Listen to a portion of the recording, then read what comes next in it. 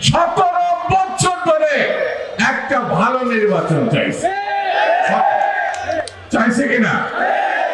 চাইছে।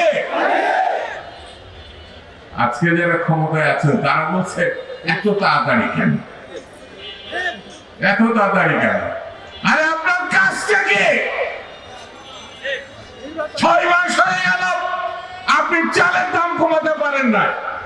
6 মাস হয়ে গেল গরিব মানুষ যা ইনকাম করে তা বাড়াতে পারেন না, কাজের সংস্থান করতে পারেন না।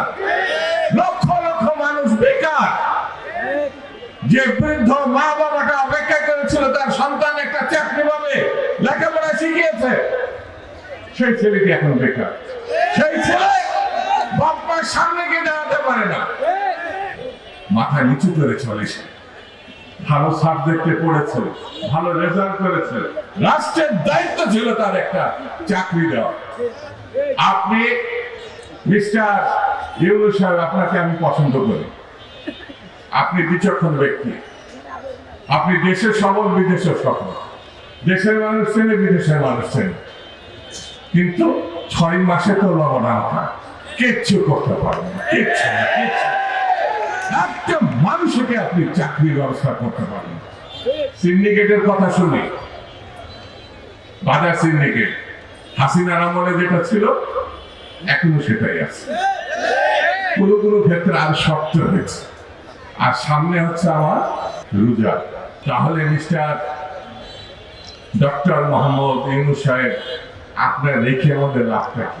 বিএনপি ছাড়া বিকল্প দল নাই, ছিল যেটা এমন দৌড় দিয়েছে বর্ডারে পদার পারে।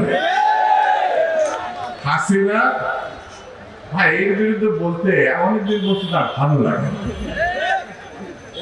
তার বাপ চোর, তার ভাই চোর, তার 2 বোন চোর, তার ছেলে চোর, তার মেয়ে চোর।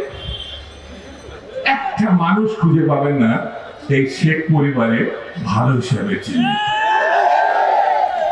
বলেন যদি থাকে এর নাম বলেন, শেখ রেহানা ভালো মানুষ? ভালো ভালো? এটা তো আরো বেশি বদমাইশ। দেশের টাকা নিয়ে গিয়ে মেয়েটাকে পালছে, সেও আবার ওই টাকায় এমপি হয়েছে, ধরা খাইছে, শেষে সেখানে গিয়ে সে তার পদে দেখাচ্ছে। দেশের মধ্যে যদি থাকতে কিছু দিয়ে রাখতে হয়। দেশের সম্পদ এমন একটা ব্যাংক নাই যে ব্যাংক থেকে পরিবার চুরি করেন। একটা নাম বলেন যে এই ব্যাংক থেকে সে চুরি করেন, ফাঁকা করে ফেলেছে। কালকে যে রাজনীতিতে আছে, কালকে বলছে কারণ এতই ছোট, তারা যে গাড়িতে চলছে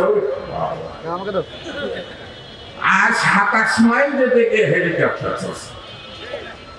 100 মাইল না, 27 মাইল পর পর হেলিকপ্টারে যেন একেবারে পাশা মনে হচ্ছে শিকড়ি ধরে গিয়েছে। হেলিকপ্টার ছাড়া চলা যায় না।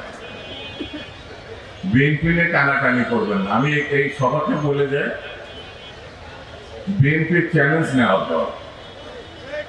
যে কোনো পরিস্থিতিতে, যে কোনো অবস্থায়, বিরূপ ঘটনায় বিএনপি চ্যালেঞ্জ গ্রহণ করে।